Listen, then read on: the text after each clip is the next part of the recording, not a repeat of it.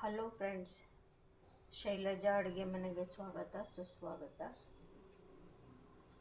ಇವತ್ತು ನಾನು ನಿಮಗೆ ಏನು ಹೇಳ್ಕೊಡ್ತಾ ಇದ್ದೀನಿ ಅಂದರೆ raw mango chutney. Raw mango ಚಟ್ನಿನಾರು ಅನ್ಕೋಬೋದು, ರಾಮ್ ಮ್ಯಾಂಗೋ ತೊಕ್ಕು ಅಂತನಾರು ಅನ್ಕೋಬೋದು. ಇದನ್ನು ನಾನು ಜೀ ಕನ್ನಡಗೆ ಬರೆದು ಕಳಿಸಿದ್ದೆ, ಅದಕ್ಕೆ ಫಸ್ಟ್ ಪ್ರೈಸ್ ಬಂದಿತ್ತು. ಅದು ಏನು ಅಂದರೆ ರಾಮ್ ಮ್ಯಾಂಗೋ ಕರಿ ಅಂತ ಹೇಳಿ ಕೊಟ್ಟಿದ್ದರು.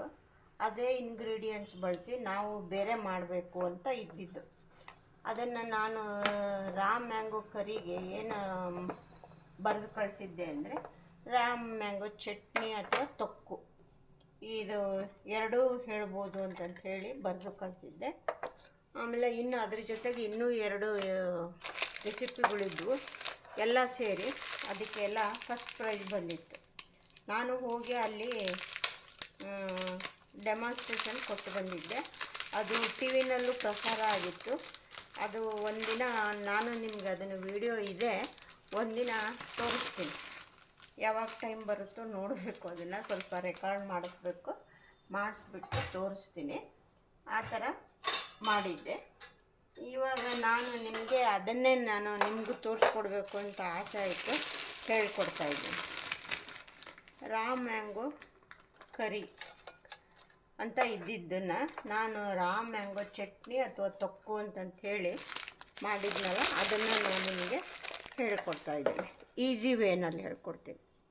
ಅದಕ್ಕೆ ಬೇಕಾಗಿರೋ ಅಂಥ ಸಾಮಗ್ರಿಗಳು ಏನೇನು ಅಂತಂದರೆ, ಮೊದಲಿಗೆ ರಾಮ್ ಮ್ಯಾಂಗೋ ಅಂತಂದರೆ ಏನು ಬೇಯಿಸೋದಿರಲ್ವಲ್ಲ ಮ್ಯಾಂಗೋನ, ಅದನ್ನು ಸಿಪ್ಪೆ ಸಮೇತ ತುರಿದಿಟ್ಕೋಬೋದು, ಸಿಪ್ಪೆ ತೆಗೆದು ತುರಿದಿಟ್ಕೋಬೋದು. ಇವಾಗ ಇದು ಸ್ವಲ್ಪ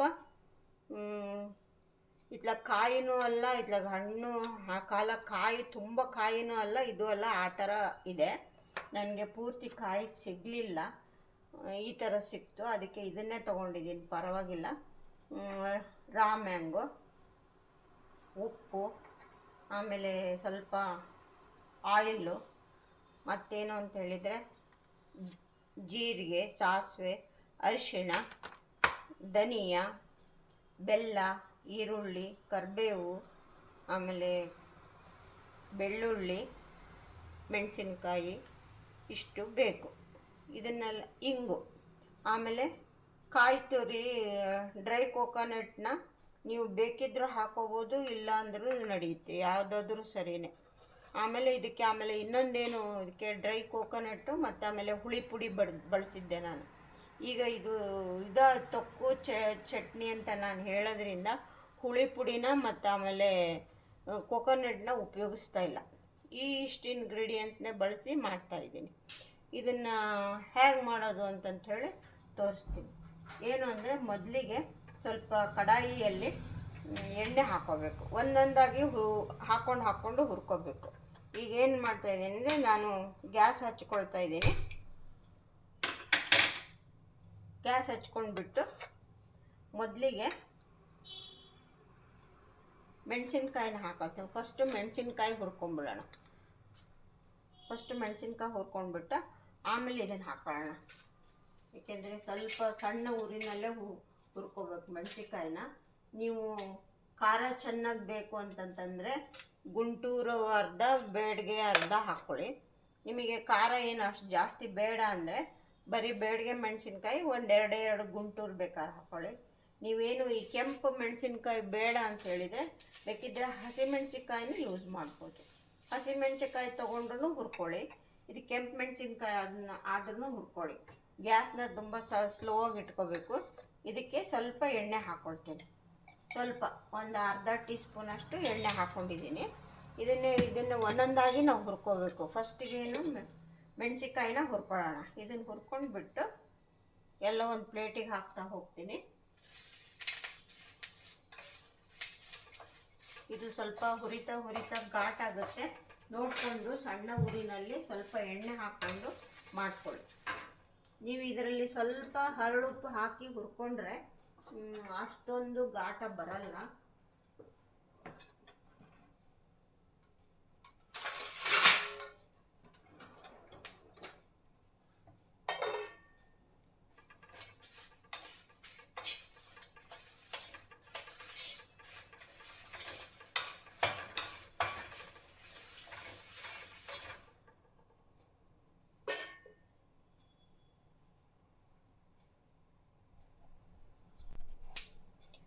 ಮೆಣಸಿನ್ಕಾಯಿ ತುಂಬ ಉದ್ದುದ್ದ ಇದೆ, ಮಧ್ಯ ಮಧ್ಯವನ್ನು ಕಟ್ ಮಾಡಿಬಿಡ್ತೀನಿ.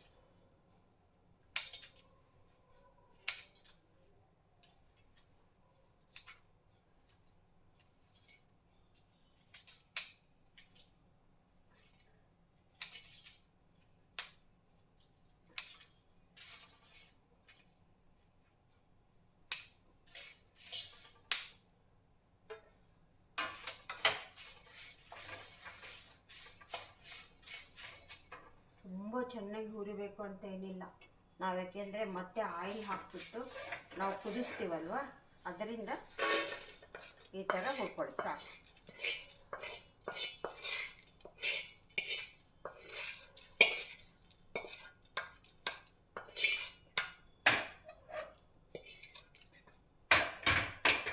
ಈಗ ಒಂದೊಂದಾಗಿ ಹೇಳ್ತಾ ಹೋಗ್ತೀನಿ ವಿತ್ ಮೆಜರ್ಮೆಂಟು.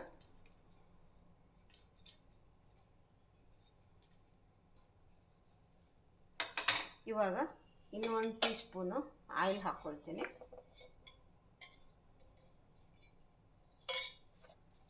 ಒಂದು ಟೀ ಸ್ಪೂನ್ ಆಯಿಲ್ ಹಾಕ್ಕೊಂಡೆ. ಇವಾಗ ಏನು ಮಾಡ್ತಾ ಇದ್ದೀನಿ ಅಂತಂದರೆ, ಮೊದಲಿಗೆ ಸಾಸಿವೆ ಜೀರಿಗೆ ಹಾಕ್ಕೊಳ್ತೀನಿ. ಎಷ್ಟು ಹಾಕ್ಕೊಳ್ಳೋದು?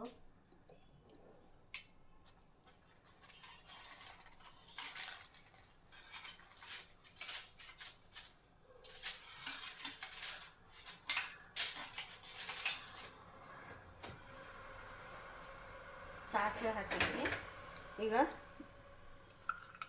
ಸಾಸಿವೆನ ಹಾಕ್ತಾಯಿದ್ದೀನಿ. ಸಾಸಿವೆ ಎಷ್ಟು ಹಾಕ್ತಾಯಿದ್ದೀನಿ ಅಂದರೆ, ಒಂದು 3/4 ಟೀ ಸ್ಪೂನ್ ಹಾಕ್ಕೊಳ್ತಾ ಇದ್ದೀನಿ. ಸಾಸಿವೆ 3/4 ಟೀ ಸ್ಪೂನು, ಜೀರಿಗೆ 1 ಟೀ ಸ್ಪೂನು, 1 1/2 ಹಾಕ್ಕೊಳ್ಳಿ. 1 1/2 ಜೀರಿಗೆ. ಆಮೇಲೆ ಧನಿಯಾ 2 ಟೀ ಸ್ಪೂನು.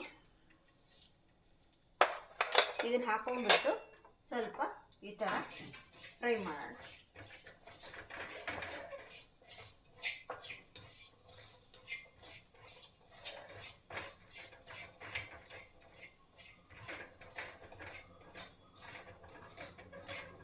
ನಿಮಗೆ ಡ್ರೈ ಕೋಕೋನಟ್ ಬೇಕು ಅಂದರೆ ಬೇಕಿದ್ದರೆ ಸ್ವಲ್ಪ ಡ್ರೈ ಕೋಕೋನಟ್ ಯೂಸ್ ಮಾಡ್ಬೋದು.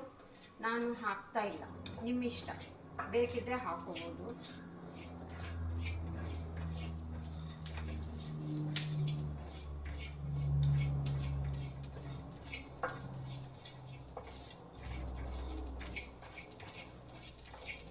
ಮುಕ್ಕಾಲು ಟೀ ಸ್ಪೂನ್ ಸಾಸಿವೆ, 1.5 ಟೀ ಸ್ಪೂನ್ ಜೀರಿಗೆ, 2 ಟೀ ಸ್ಪೂನ್ ಧನಿಯಾ ಇಷ್ಟು ಹಾಕ್ಕೊಂಡಿದ್ದೀನಿ. ಈ ಮೆಜರ್ಮೆಂಟು ಎಲ್ಲ ಚೆನ್ನಾಗಿ ಹುರಿದಾಯಿತು.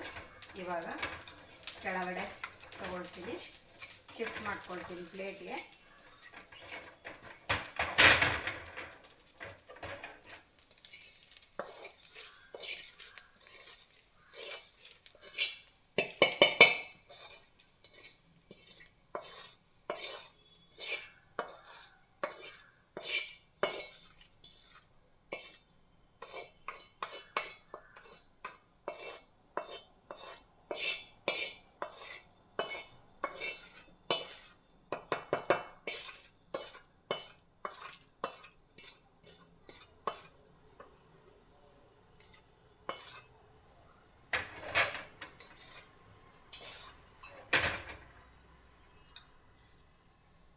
ಇದೆಲ್ಲ ಹುರ್ಕೊಂಡಾಯಿತು.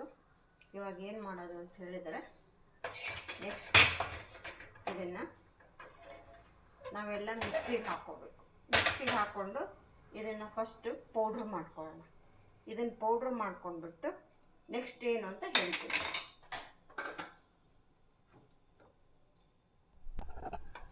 ಈಗ ಮಿಕ್ಸಿ ತೊಗೊಂಡಿದ್ದೀನಿ. ಮಿಕ್ಸಿ ಜಾರಲ್ಲಿ ಇದನ್ನು ಹಾಕಿಬಿಟ್ಟು ಫಸ್ಟಿಗೆ ಪೌಡ್ರ್ ಮಾಡ್ಕೊಂಡ್ಬಿಡೋಣ. ಪೌಡ್ರ್ ಮಾಡಿಕೊಂಡು ನೆಕ್ಸ್ಟು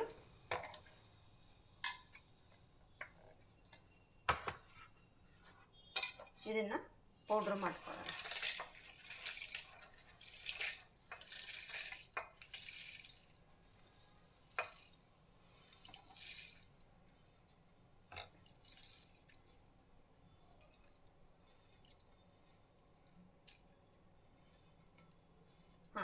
ಎಲ್ಲ ಹಾಕೊಂಡಾಯ್ತು. ಈಗ ಪೌಡ್ರ್ ಮಾಡ್ಕೊಂಡು ಬರ್ತೀನಿ. ನೋಡಿ, ಇದು ಪೌಡ್ರ್ ಮಾಡ್ಕೊಂಡು ಬಂದಾಯಿತು. ಈ ಥರ ಪೌಡ್ರ್ ಮಾಡ್ಕೊಂಡು ಬರಬೇಕು. ನೆಕ್ಸ್ಟ್ ಈಗ ಏನು ಮಾಡೋದು ಅಂತಂದರೆ,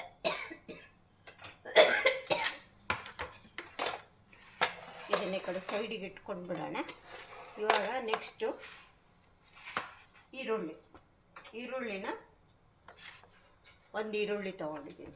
ಈರುಳ್ಳಿನ ಸ್ವಲ್ಪ ದೊಡ್ಡ ಕಟ್ ಮಾಡಿಕೊಂಡು ಇದನ್ನು ಈರುಳ್ಳಿನೂ ಹುರ್ಕೊಳ್ಳೋಣ. ಈರುಳ್ಳಿ, ಬೆಳ್ಳುಳ್ಳಿ, ಇದು ಕರಿಬೇವು, ಇದನ್ನು ಸ್ವಲ್ಪ ಎಣ್ಣೆ ಹಾಕ್ಬಿಟ್ಟು ಹುರ್ಕೊಳ್ಳೋಣ.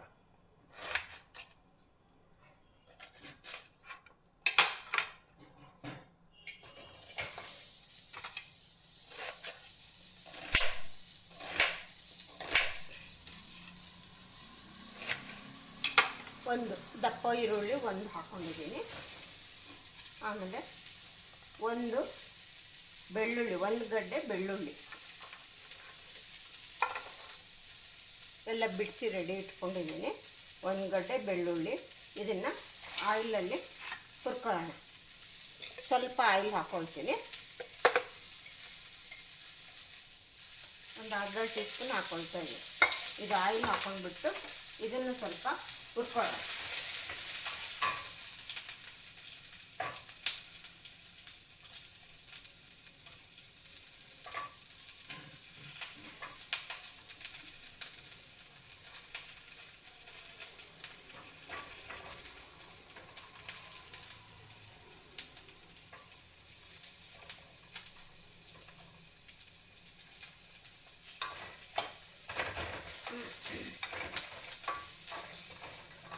ಹೊರಗಡೆ ಬ್ಯಾಚುಲರ್ಸ್ ಎಲ್ಲ ಹೊರಗಡೆ ಇರ್ತಾರಲ್ವ, ಅವರು ಅಡುಗೆ ಮಾಡ್ಕೊಂಡು ಉಣ್ತಾ ಇರ್ತಾರೆ. ಅವ್ರ ಅಮ್ಮಂದರೆಲ್ಲ ಸ್ವಲ್ಪ ಅವ್ರಿಗೆ ಆವಾಗವಾಗ ಚಟ್ನಿ ಪುಡಿ ಅಂತೆ ಏನೋ ಈ ಥರ ಚಟ್ನಿ, ತೊಪ್ಪು ಅದೆಲ್ಲ ಮಾಡಿ ಕಳಿಸ್ಬೋದು. ಇದು ಏನೂ ಇಲ್ಲ ಅಂತಂದ್ರೂ ನೀವು ಸುಮಾರು ಹಾಗೆ ಹೊರಗಡೆನೇ ಇಟ್ಕೊಂಡ್ರೆ ನೀವು ತಿಂಗಳಾನ್ಗಟ್ಲೆ ಯೂಸ್ ಮಾಡ್ಬೋದು. ಫ್ರಿಜ್ಜಲ್ಲಿ ಇಟ್ಕೊಂಡ್ರೆ ಬರುತ್ತೆ, ಒಂದು 6 months ಮೇಲೇ ಯೂಸ್ ಮಾಡ್ಬೋದು. ಏನು ಹಾಳಾಗಲ್ಲ, ಚೆನ್ನಾಗಿ. ಮೆಣಸಿನ್ಕಾಯಿ ಕಾಟ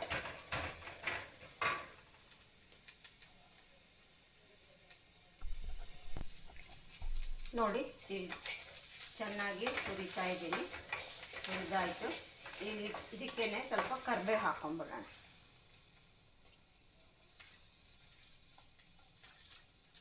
ನೀವು ಬೇಕಿದ್ದಲ್ಲಿ ಕೊತ್ತಂಬರಿ ಸೊಪ್ಪು ಹಾಕೋಬೋದು, ಅಂದರೆ ಇದರಲ್ಲೇ ಹಾಕೋಬೇಕು. ಹೆಂಗಿದ್ರು ಎನಿವೆ ಆಮೇಲೆ ನಾವು ಎಲ್ಲ ಚಟ್ನಿ ಎಲ್ಲ ರೆಡಿ ಆದಮೇಲೆ ಸ್ವಲ್ಪ ಎಣ್ಣೆ ಹಾಕಿಬಿಟ್ಟು ಕುದಿಸ್ತೀನಿ, ನಡೆಯುತ್ತೆ. ಹಾಗೆ ನಾವು ಆಮೇಲೆ ಹಾಕೋಬೋದು. ಈಗ ಕರಿಬೇವು ಹಾಕ್ಕೊಂಡಿದ್ದೀನಿ. ಇದೆಲ್ಲ ಈ ಥರ ಹುರ್ಕೋಬೇಕು. ಇದನ್ನು ಹುರ್ಕೊಂಡ್ಬಿಟ್ಟು ನಾವೀಗ ಒಂದು ಪ್ಲೇಟಿಗೆ ಶಿಫ್ಟ್ ಮಾಡಿಕೊಂಡು ಸ್ವಲ್ಪ ಆರಿದ ಮೇಲೆ ಇದೇನಿಗೆ ಪೌಡ್ರ್ ಮಾಡಿ ಇಟ್ಕೊಂಡಿದ್ದೀನಲ್ಲ ಅದಕ್ಕೆ ಹಾಕ್ಕೊಂಡು ಮಾವಿನಕಾಯಿ, ಬೆಲ್ಲ, ಉಪ್ಪು, ಅರಿಶಿನ ಪುಡಿ ಎಲ್ಲ ಹಾಕ್ಕೊಂಡು ಮಿಕ್ಸಿ ಮಾಡ್ಕೊಂಡು ಇದೆಲ್ಲ ಆಯಿತು. ಈಗ ಪ್ಲೇಟ್ಗೆ ಬಗ್ಗಿಸ್ಕೊಂಡ್ಬಿಡ್ತೀನಿ.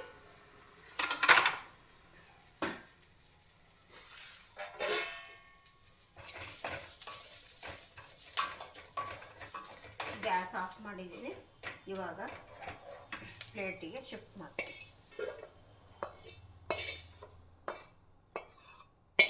ಆಯಿಲ್ ಹಾಕ್ಕೊಂಡು ಹುರ್ಕೊಂಡಿದ್ದೀನಿ.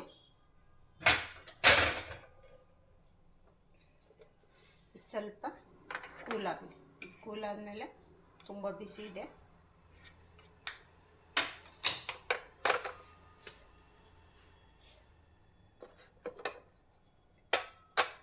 ಕೂಲಾಯಿತು. ಇವಾಗ ಇದಕ್ಕೇನು ಪೌಡ್ರ್ ಮಾಡ್ಕೊಂಬಂದಿದ್ದೀನಲ್ಲ ಇದಕ್ಕೆ ಹಾಕ್ಕೊಳ್ತಾ ಇದ್ದೀನಿ.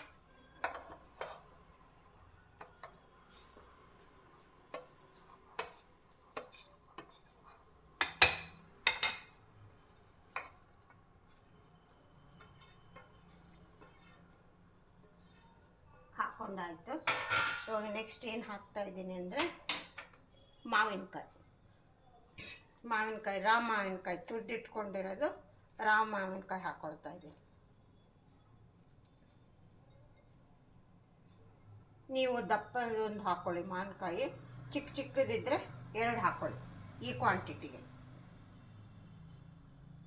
ಇವಾಗ ಇದಕ್ಕೆ ಉಪ್ಪು ಹಾಕೊಳ್ಳೋಣ, ಸ್ವಲ್ಪ ಬೆಲ್ಲ ಹಾಕೊಳ್ಳೋಣ, ಸ್ವಲ್ಪ ಅರಿಶಿನ, ಇದೆಲ್ಲ ಹಾಕಿ ಮಿಕ್ಸಿ ಮಾಡ್ಕೊಂಡು ಬರೋಣ. ಹಿಂಗೆ ಆಮೇಲೆ ಬೇಕೆಂದರೆ ಒಗ್ಗರಣೆ ಏನು ಹಾಕಿ ಕುದಿಸ್ತೀವಲ್ಲ, ಇವಾಗ ನೋಡಿ ಒಂದು 1/2 ಟೀ ಸ್ಪೂನ್ ಅರಿಶಿನ ಹಾಕ್ತಾಯಿದ್ದೀನಿ. ಆಮೇಲೆ ಕಲ್ಲುಪ್ಪು ಹಾಕ್ತಾಯಿದ್ದೀನಿ.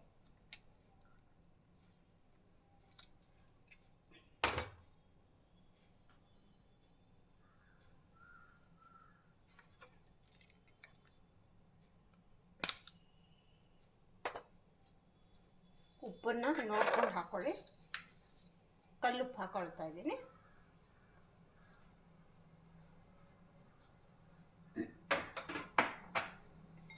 ಆಮೇಲೆ ಬೆಲ್ಲ ಹಾಕ್ತೀನಿ. ಬೆಲ್ಲ ಅಕಾರ್ಡಿಂಗ್ ಟು ಯುವರ್ ಟೇಸ್ಟ್, ನಿಮ್ಮ ಟೇಸ್ಟು ನೋಡ್ಕೊಂಡು ಹಾಕ್ಕೊಳ್ಳಿ. ಬೆಲ್ಲ ಕಡಿಮೆ ಬೇಕನ್ನೋರು ಕಡಿಮೆ ಹಾಕ್ಕೊಳ್ಳಿ, ಸ್ವಲ್ಪ ಹುಳಿ ಹುಳಿ ಖಾರ ಸ್ವೀಟು ಬೇಕನ್ನೋರು ಸ್ವಲ್ಪ ಜಾಸ್ತಿ ಹಾಕ್ಕೊಳ್ಳಿ, ನಡೆಯುತ್ತೆ. ಇದನ್ನೆಲ್ಲ ಈಗ ಹಾಕಿದ್ದಾಯಿತು. ಇವಾಗ ಮಿಕ್ಸಿ ಮಾಡ್ಕೊಂಡು ಬರ್ತೀನಿ. ನೆಕ್ಸ್ಟ್ ಆಮೇಲೆ ಏನು ನೋಡೋಣ. ಇದಕ್ಕೇನು ನೀರೇನು ಹಾಕೋದು ಬೇಡ, ಹಾಗೆ ಮಿಕ್ಸಿ ಮಾಡಬೇಕು. ನೋಡಿ ಫ್ರೆಂಡ್ಸ್, ರುಬ್ಕೊಂಡು ಬಂದಾಯಿತು. ಇವಾಗ ಇದನ್ನು ಏನು ಮಾಡೋದು ಅಂತ ಹೇಳಿದ್ರೆ,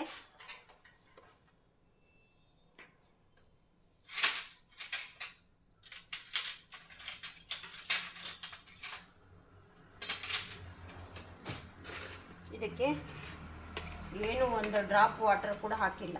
ಎಷ್ಟು ಚೆನ್ನಾಗಿ, ಏಕೆಂದರೆ ಈರುಳ್ಳಿನಲ್ಲಿ ವಾಟರ್ ಕಂಟೆಂಟ್ ಇರುತ್ತೆ, ಮಾವಿನಕಾಯಲ್ಲಿರುತ್ತೆ. ಹಿಂಗಾಗ್ಬಿಟ್ಟು ನಾವೇನು ನೀರು ಹಾಕೋ ಅವಶ್ಯಕತೆ ಇಲ್ಲ. ನೀರು ಹಾಕ್ದೇ ರುಬ್ಕೋಬೇಕು. ನೋಡಿ ಈ ಥರ ಬರುತ್ತೆ.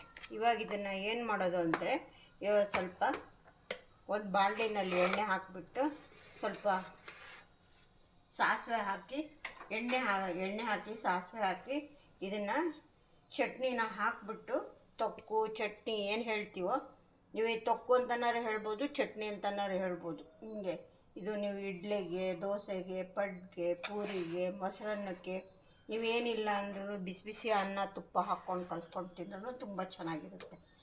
ಇವಾಗ ಇದನ್ನು ಗ್ಯಾಸ್ ಮೇಲೆ ಬೇರೆದೊಂದು ಬಾಣಲೆ ಇಟ್ಕೊಳ್ಳೋಣ. ಹೀಗೆ ಡಿಫ್ರೆಂಟಾಗಿ ಈ ಚಟ್ನಿಗಳ್ನ ತೋರಿಸ್ತಾ ಇರ್ತೀನಿ, ಅದನ್ನು ನೀವು ನೋಡ್ಕೊಳ್ತಾ ಇರಿ. ಬೇಕಿದ್ದವರು ಫೀಡ್ ಮಾಡಿಟ್ಕೊಳ್ಳಿ. ಇವಾಗ ಕಡಾಯಿ ಇಟ್ಟಿದ್ದೀನಿ. ಯಾವುದು ಕಬ್ಬಿಣದ ಕಡಾಯಿನಲ್ಲಿ ಬೇಡ, ಉಪ್ಪು ಹುಳಿ ಎಲ್ಲ ಇರುತ್ತಲ್ಲ, ಅದರಲ್ಲಿ ಕುದಿಸಿದ್ರೆ ಇದಾಗ್ಬಿಡುತ್ತೆ. ಅದಕ್ಕೋಸ್ಕರ ಇದಕ್ಕೆ ಸ್ವಲ್ಪ ಎಣ್ಣೆ ಹಾಕ್ತಾಯಿದ್ದೀನಿ. ಎಣ್ಣೆ ಸ್ವಲ್ಪ ಒಂದು 4-5 ಸ್ಪೂನ್ ಹಾಕ್ಕೊಳ್ತೀನಿ, ಯಾಕೆಂದರೆ ಚೆನ್ನಾಗಿದು ಇದರಲ್ಲಿ ಕುದಿಬೇಕಲ್ವ. ನೀವು ಇದನ್ನು ಈ ಥರ ಚೆನ್ನಾಗಿ ಒಂದು 5 ನಿಮಿಷ ಕುದಿಸ್ಬಿಟ್ಟು ನೀವು ಬಾಟ್ಲಲ್ಲಿ ಆರಿದ ಮೇಲೆ ಇದೆಲ್ಲ ನಾವು ಏನು ಕುದಿಸಿರ್ತೀವಲ್ಲ ಚೆನ್ನಾಗಿ ಕೂಲ್ ಆಗಬೇಕು. ಕಡಾಯಿನಲ್ಲಿ ಹಾಗೆ ಬಿಟ್ಬಿಡಿ. ಅದು ಚೆನ್ನಾಗಿ ಕೂಲ್ ಆದಮೇಲೆ ಒಂದು ಬಾಟ್ಲಿನಲ್ಲಿ ಸ್ಟೋರ್ ಮಾಡಿಟ್ಕೊಳ್ಳಿ. ನೀವೇನು ಹಾಗೆ ಹೊರಗಡೆನೇ ಇಟ್ಟರು ಒಂದು 20 ದಿನ ಇಟ್ಕೊಂಡ್ರೂ ಏನೂ ಹಾಳಾಗೋದಿಲ್ಲ, ಚೆನ್ನಾಗಿರುತ್ತೆ. ನೀವು ಫ್ರಿಜ್ಜಲ್ಲಿ ಇಟ್ಕೊಂಡ್ರೆ ಏನಿಲ್ಲ ಅಂದರೆ ಒಂದು 5-6 ತಿಂಗಳು ಯೂಸ್ ಮಾಡ್ಬೋದು. ಅಷ್ಟೊಂದು ದಿನ ಏನಕ್ಕೆ ಅವಾಗವಾಗ ಮಾಡ್ಕೋಬೋದು. ನಿಮಗೆ ಮಾವಿನಕಾಯಿ ಇಲ್ಲ ಅಂದರೆ ಸೇಮ್ ಇಂಗ್ರೀಡಿಯೆಂಟ್ಸ್ ಬಳಸಿ ಹುಣಸೆಹಣ್ಣು ಹಾಕ್ಕೊಳ್ಳಿ, ಅದು ಚೆನ್ನಾಗಿರುತ್ತೆ.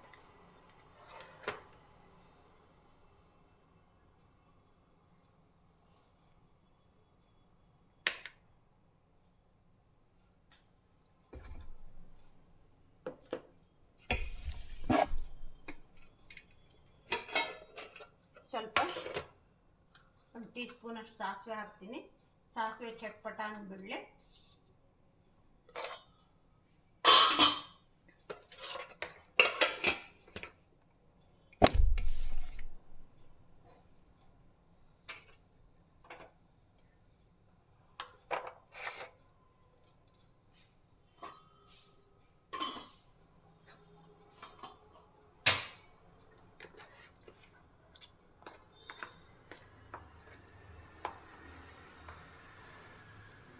ನೀವು ನಿಮ್ಮಿಷ್ಟ, ತುಂಬ ನೈಸ್ಗಾರು ಮಾಡ್ಕೋಬೋದು, ಇಲ್ಲ ಸ್ವಲ್ಪ ತರ್ತರಿ ಹಂಗಾದರೂ ಮಾಡ್ಕೋಬೋದು. ಹೇಗೆ ಮಾಡಿಕೊಂಡ್ರೂ ಚೆನ್ನಾಗಿರುತ್ತೆ. ಇದು ನೀವು ದೋಸೆ ಮಾಡೋವಾಗ ದೋಸೆ ಒಳಗೆ ಹಚ್ಕೊಂಡ್ರೂ ಚೆನ್ನಾಗಿರುತ್ತೆ. ಚಪಾತಿನ ಬಿಸಿ ಬಿಸಿ ಚಪಾತಿ ಮಾಡಿಕೊಂಡು ಅದ್ರ ಮೇಲೆ ಹಾಕ್ಕೊಂಡು ಸ್ವಲ್ಪ ತುಪ್ಪ ಹಾಕ್ಕೊಂಡು ಹಾಗೆ ರೋಲ್ ಮಾಡಿ ಇಟ್ಕೋಬೋದು. ಆಫೀಸ್ಗೆ ಹೋಗೋರವರೆಲ್ಲ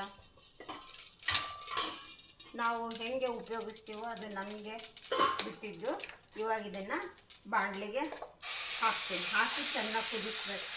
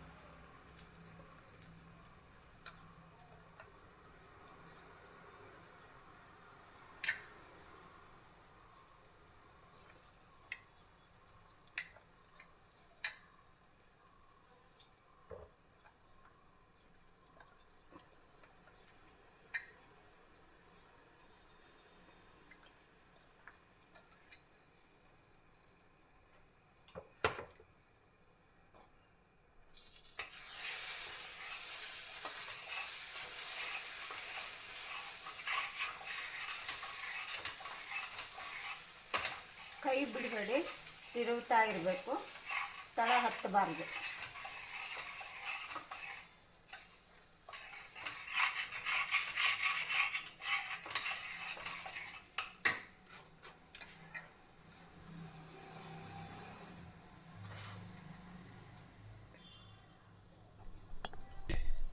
ನೋಡಿ ಫ್ರೆಂಡ್ಸ್, ಆಯಿತು.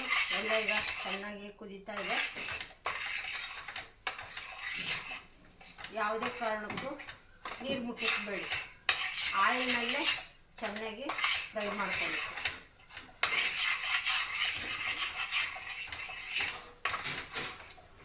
ನಮಗೆ ಸುಮಾರು ದಿನ ಬೇಕಲ್ಲ, ಅದಕ್ಕೋಸ್ಕರ ಈ ಥರ ಫ್ರೈ ಮಾಡಿ ಇಟ್ಕೋಬೇಕು. ಚೆನ್ನಾಗಿ ಅದರಲ್ಲೇ ಕುದೀತಾ ಇರುತ್ತೆ. ನಾವು ಆವಾಗವಾಗ ಕೆಳಗೆ ಮೇಲೆ ಮಾಡ್ಕೊಳ್ತಾ ಇರಬೇಕು.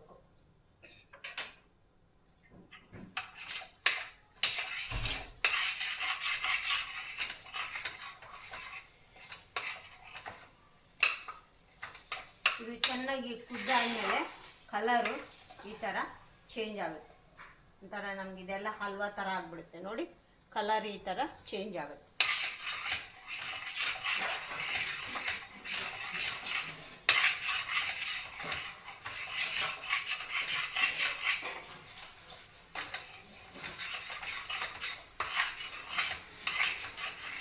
ಚೆನ್ನಾಗಿ ಹೀಗೆ ಕೆಳಗೆ ಮೇಲೆ ಮಾಡ್ತಾ ಇರಬೇಕು.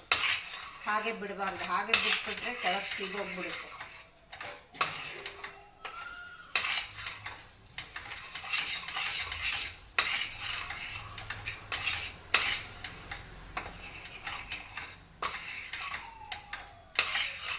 ನಾನು ಎಣ್ಣೆ ತುಂಬ ಜಾಸ್ತಿ ಹಾಕಿಲ್ಲ.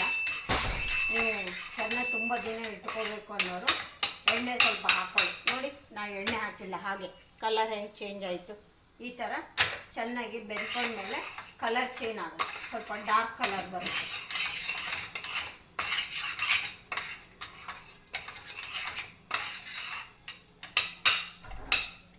ಚೆನ್ನಾಗಿ ಕುದೀತಾ ಇದೆ. ಇವಾಗ ಏನು ಮಾಡ್ತೀನಿ ಅಂದರೆ ಗ್ಯಾಸ್ ಆಫ್ ಮಾಡಿಬಿಟ್ಟು ಇದನ್ನು ಆ್ಯಕ್ಚುಲಿ ಕೂಲ್ ಆಗೋವರೆಗೂ ಹಾಗೆ ಬಿಟ್ಟು ಬಿಡಬೇಕು. ಇದನ್ನು ಬೇರೆ ಇದಕ್ಕೆ ಶಿಫ್ಟ್ ಮಾಡಬಾರ್ದು. ಇದು ಚೆನ್ನಾಗಿ ಕೂಲ್ ಆದಮೇಲೆ ಒಂದು ಈ ಥರದ್ದು ಗಾಜಿನ ಬಾಟ್ಲಿನಲ್ಲೋ ಈ ಥರ ಇದರಲ್ಲೋ ಉಪ್ಪಿನಕಾಯಿ ಜಾಡಿ ಅದಿರುತ್ತಲ್ಲ ಇದರಲ್ಲಿ, ಇಲ್ಲಾಂದರೆ ಇನ್ನೂ ಗ್ಲಾಸ್ ಬಾಟ್ಲುಗಳು ಬರುತ್ತಲ್ಲ ಅದರಲ್ಲಿ ನಾವು ಹಾಕ್ಕೊಂಡು ಪ್ರಿಸರ್ವ್ ಮಾಡಿಟ್ಕೋಬೋದು. ಈಗ ಇದು ಫುಲ್ ಎಲ್ಲ ಆಯಿತು. ಈಗ ಏನು ಮಾಡೋಣ ಅಂದರೆ, ಇವಾಗ ನಾನು ಅದು ಫುಲ್ ಆರೋವರೆಗೂ ಶಿಫ್ಟ್ ಮಾಡೋಕ್ಕಾಗಲ್ಲ. ಸುಮ್ಮನೆ ಹಾಗೆ ಸ್ವಲ್ಪ ಒಂದು ಬೌಲ್ಗೆ ಹಾಕಿ ತೋರಿಸ್ತೀನಿ ಅಷ್ಟೇ. ಓಕೆ,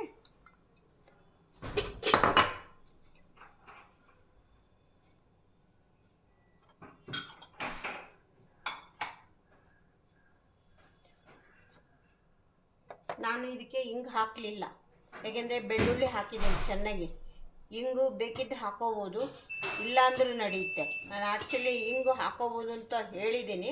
ನಾನು ಹಾಕಿಲ್ಲ, ಯಾಕೆಂದರೆ ಬೆಳ್ಳುಳ್ಳಿನೇ ಚೆನ್ನಾಗಿ ಹಾಕಿದ್ದೀನಿ, ಆದ್ದರಿಂದ ನಾನು ಹಿಂಗು ಯೂಸ್ ಮಾಡಲಿಲ್ಲ. ಬೇಕಿದ್ದರೆ ಹಾಕೋಬೋದು, ಏನು ಅದಕ್ಕೇನು ತೊಂದರೆ ಇಲ್ಲ. ಈ ನಾವು ಎಲ್ಲ ರುಬ್ಬಿ ಆದಮೇಲೆ ಕುದಿಸ್ತೀವಲ್ಲ, ಆವಾಗ ಹಿಂಗ್ ಪೌಡ್ರನ್ನ ಹಾಕಿ ಕುದಿಸೋವಾಗ ಹಾಕೋಬೋದು. ಇವಾಗ ನೋಡಿ ಆಯಿತು, ತೋರಿಸ್ತೀನಿ. ಈಗ ನಾನು ಇದು ಬಾಟ್ಲಿಗೆ ಹಾಕಿಟ್ಕೋಬೇಕು. ನಾನು ಇವಾಗಲೇ ಇದು ಕೂಲ್ ಆಗಬೇಕು. ಇದು ಕೂಲ್ ಆದಮೇಲೆ ಬಾಟ್ಲಿಗೆ ಹಾಕಬೇಕು. ಈಗ ಸುಮ್ಮನೆ ಹಾಗೆ ಒಂದು ಬೌಲಲ್ಲಿ ಹಾಕಿಬಿಟ್ಟು ತೋರಿಸ್ತೀನಿ. ಓಕೆ ಫ್ರೆಂಡ್ಸ್, ನೋಡಿ ಫ್ರೆಂಡ್ಸ್, ಇದು ಕೂಲ್ ಆದಮೇಲೆ ಈ ಥರ ಬಾಟ್ಲಲ್ಲಾದರೂ ನೀವು ಸ್ಟೋರ್ ಮಾಡಿ ಇಟ್ಕೋಬೋದು. ನಾನು ಬಾಟ್ಲಲ್ಲೇ ಸ್ಟೋರ್ ಮಾಡ್ತೀನಿ. ನಿಮಗೆ ತೋರ್ಸೋಕ್ಕೋಸ್ಕರ ಇದರಲ್ಲಿ ಸ್ವಲ್ಪ ಬೌಲಲ್ಲಿ ಹಾಕಿಬಿಟ್ಟು ತೋರಿಸ್ತೀನಿ.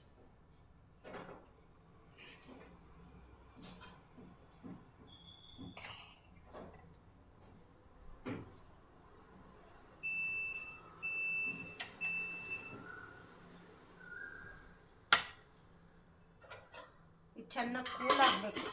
ಕೂಲ್ ಆಗೋವರೆಗೂ ನಾನು ಬಾಟಲ್ ಹಾಕೋಕ್ಕಾಗಲ್ಲ. ಆದ್ದರಿಂದ ಹೇಳಿದ್ನಲ್ಲ,